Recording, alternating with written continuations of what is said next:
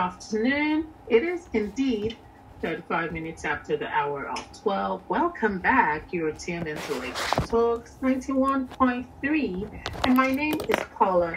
Of course, it is still very much the midday show. Right now, we have parenting today. So, we all know that it's one thing to be a parent, to bear a child, and it's another to raise one the right way. Thankfully, we have, for you this particular show, we have the CEO of Lagos Moms, Yetty Williams. I like to call her CEO of all moms globally. However, this is a show where we get to discuss and learn how to be great parents and guardians to our kids. Yes, very quickly, I'll be putting Yetty to join me. Hello, Yetty. How are you? Good afternoon. Good afternoon. How are you doing? I'm fine, thank you. How are you? I'm doing great. Thanks for asking. Okay, and how is my friend, Tokwe? She's doing well. She's good. Okay, thank you.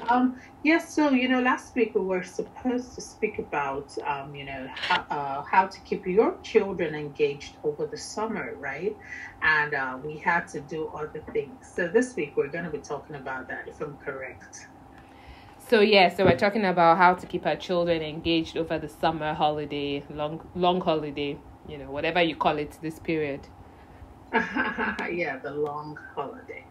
So, would you like to let us know? Because for me personally, I would tend to subscribe to like maybe summer camps or, well, it might be boring, but maybe I want to say let the child do lesson all summer. Or, sometimes there's the fear of a child being idle all summer, and especially when parents don't get the break as well. So we get to move on with our lives, and then there are the children who are left at home, and you're wondering what are they going to be up to in the meantime.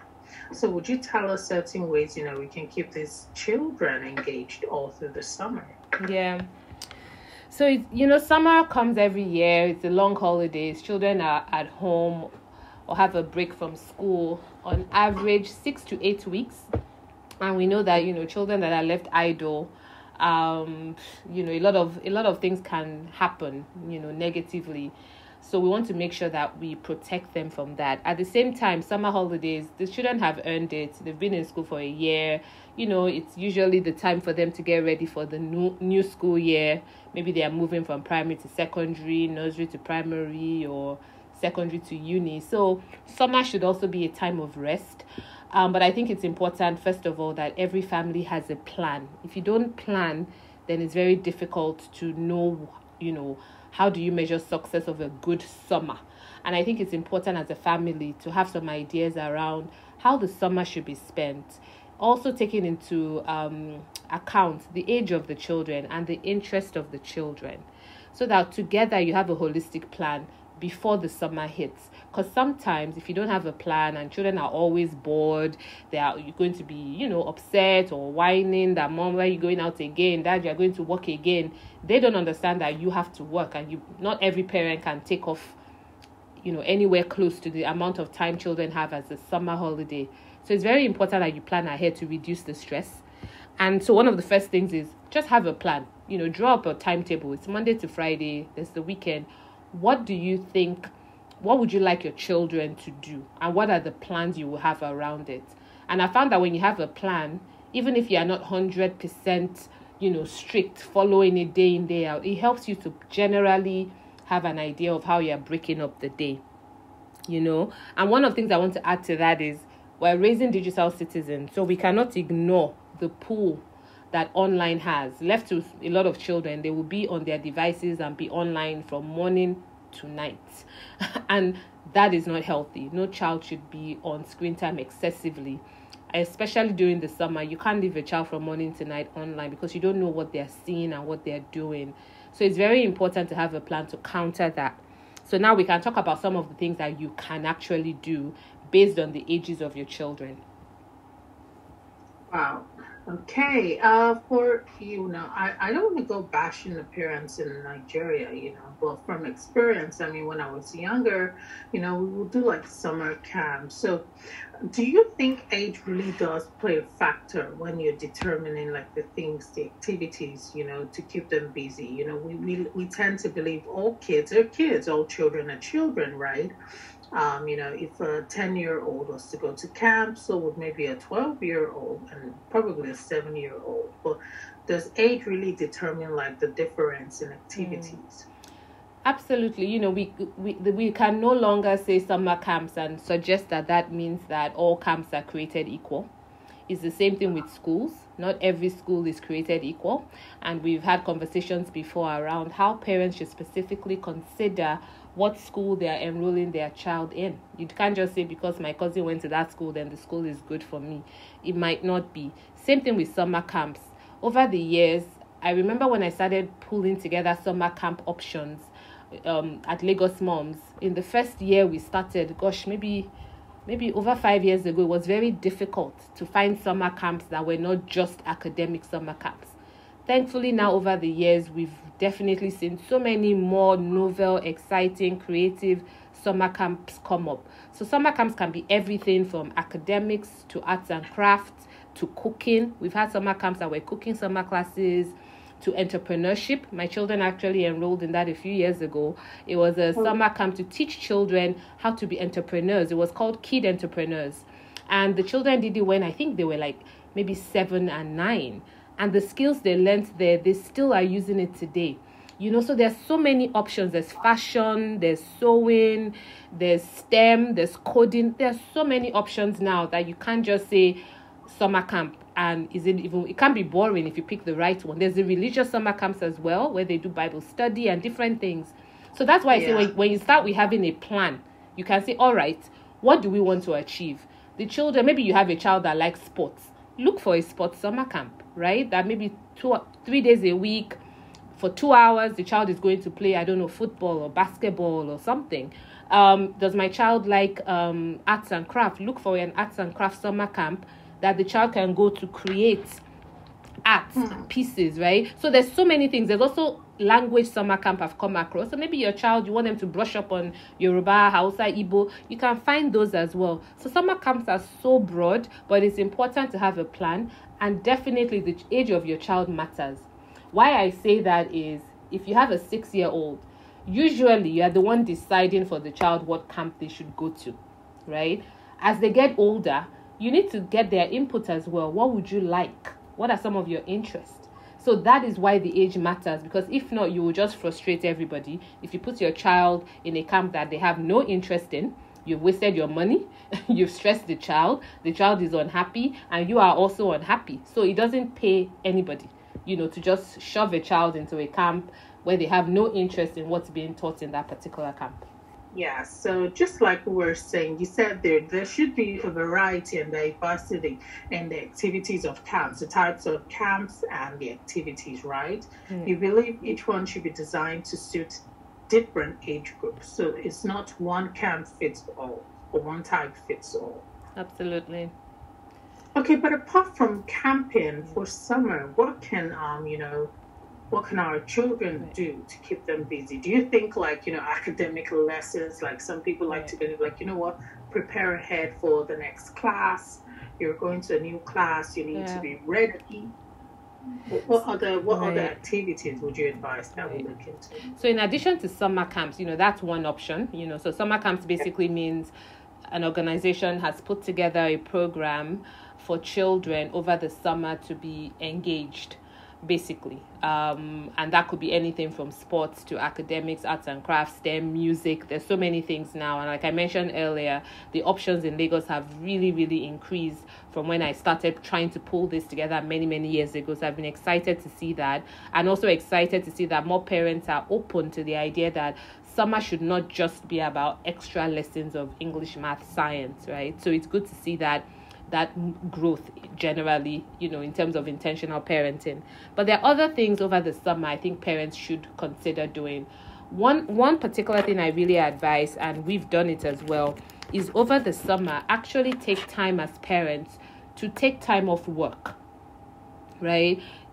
Of course, you might not be able to take the whole 6 or 8 weeks off. That's fine. But even if you take 1 week off here and there, or 2 weeks, and take the time off from work so you can really spend quality time with your children, realize that during this period, they're not going to school in the morning, coming back in the evening, tired, having to do homework, get ready for the next day. They're on holiday. So everybody is more relaxed. Now, if parents take that time off as part of your planning, remember earlier I said have a plan. If you're traveling, for example, and you're going out of the country, that's fine. But also have a plan when your child is going to get to that other country. Are they going to just sit down watching SpongeBob or TV morning to night? That's not a very, educative and engaging summer.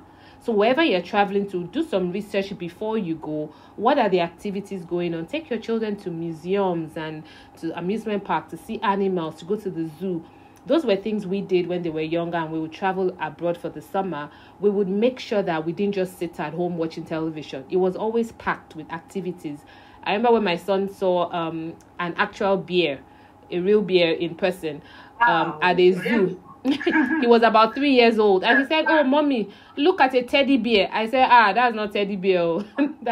that's a real bear." So those things are very important. Now, if you're not even traveling and you're staying local, because we've done that before, and when we stayed local, what I did was to make it a staycation, and then we looked at our environment, Lagos, as if we were tourists. So I did things like take them to the market. They saw me negotiating. They were like, why are you negotiating? What's going on? Why didn't you just pay what he said? And I said, it's because that's how you do it in the market. You negotiate. So the next time we went to another store, I told them to try it. I'm like, yeah, try and negotiate. And so my son really got into it. And the person selling, it was actually a drum that we bought. And we still have that drum, a beating drum at home. My son was the one who did the negotiation. And the person selling it was like, now, wow, at this age, see how this boy is negotiating. So let's think about it from that perspective. Summer doesn't only have to be about academics or organized activities. Sometimes it's just the family taking time to go and watch a movie together. Please, you can call in if you have questions pertaining to parenting. You might want to know what is best for your kids. You might want to learn how to, be a better parent. Not that you're not a great parent, but like we always learn, there's always room for improvement. Growth is something that never stops, and parenting is one of them. You never just stop. You never feel like, oh, you know what, I get is fine. Every day you strive to be a better parent. So sorry, Yetty, just back to what we were saying.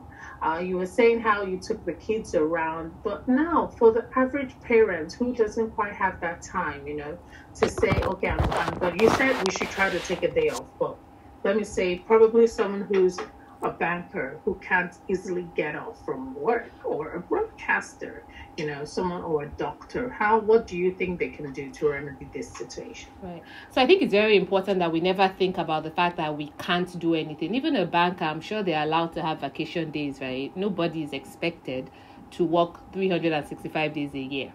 So everybody is supposed to have some time off that they can take off. And I think it's about being intentional around that. Even doctors should be able to take time off. So I'm not in those fields, but I'm yet to see of any company that says their staff cannot take time off, right? So far you can take time off. It's all back to being intentional. If you understand the importance of summer, your children are at home, this is a great time to bond with them. A day off here and there, a week off, I'm pretty sure most people can plan it if they plan it ahead. So, for example, when I work 9 to 5, I would always make sure my holidays that were my vacation days, I collated it and tried to use it as much during the summer. And ahead of time, I would have started to talk to my manager, my teammates, that, I would like to take off a few weeks over the summer. So you can plan ahead. Because I'm a big planner, I don't really believe that it's impossible. It might be difficult, but it's never impossible, especially if these things are really important to you. So it's not about even taking your children around. It's just, imagine you just say on Friday, right, I'm going to close a bit early and I'm taking the children to watch a movie and I'm going to take them to, an art gallery. There are things you can do locally as well. The other thing I wanted to mention was that, there's something called the summer brain drain, which means that children who don't do anything at all to engage their brain, when they get back to school, those children tend to struggle with getting back into learning mode. Really? Yes. So over the summer, it happens. summer brain drain. So when we talk about engaging their brain, I don't mean they have to do lesson with a lesson teacher Monday to Friday, 3 hours a day. But it can be as simple as they have to read a book. Give them a book that they have to read. Let them revise some schoolwork. Yes, maybe you get them lesson teacher, but not so much to say, I want them to be ahead and you're rushing them for the year ahead. Not necessarily. That's what school is for. And that's a common mistake we make. For us, the parents, to see, we're planning towards the success of their next academic year. Although that might be overwhelming for the child in question. Yeah. And when you rush them as well to be ahead, when they now resume, many of them then can get bored because the material they're then covering in class, they've already covered it over the summer, very rushed. And maybe they didn't even understand the material as well, because you can't teach a child what they should learn over a whole term, for example, in, 6 weeks. Summer. So you need to really, it's back to having a plan. Why are you doing this? I would rather a parent says, you know what, my child is struggling with their handwriting. So over the summer, I'm going to have them spend more time, practicing how to write within the lines. That's specific. Yeah. Versus just lesson to just be better in English. So we need to be much more intentional on what we're doing and why. And then for the children as well, to draw them in. And as they start to get older, the conversation changes. We've been telling our daughter now it's time to look at an internship. Where are you going to work next summer? We've started talking about it now. So it's not going to be a sudden surprise, right? So we're asking her for her interests. We know what they are. So we're kind of starting to think about that. But we've never made them think that summer is a time to just laze about doing nothing. At the same time, I don't do academic lessons. I don't believe in that, really. I just think the children should be engaged in several ways. And then parents also have to be creative. That's where the creativity comes in.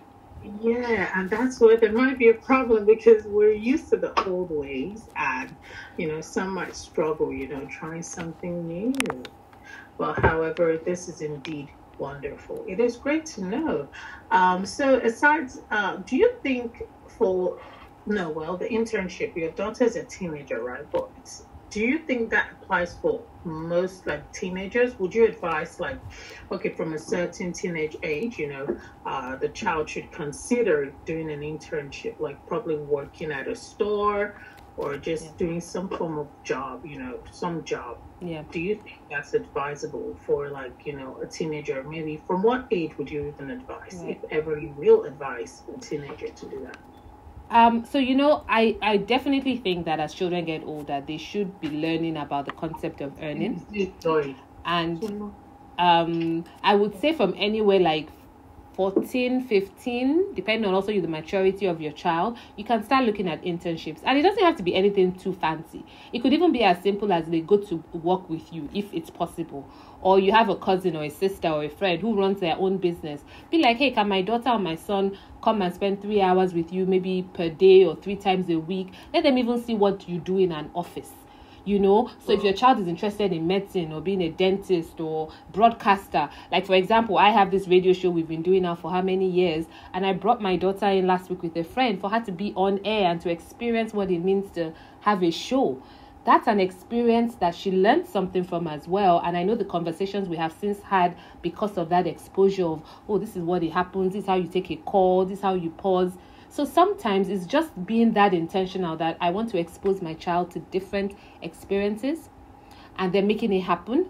And let's also remember, please, please, please, if you're going to do internships anywhere, make sure the office is set up to keep your child safe and protected. So I don't want people just going to get any internship for their child, and unfortunately the child then gets exposed to things they shouldn't. So you have to make sure you do your due diligence, and it's an environment that is set up to allow a child to actually learn through being there for a few hours a day.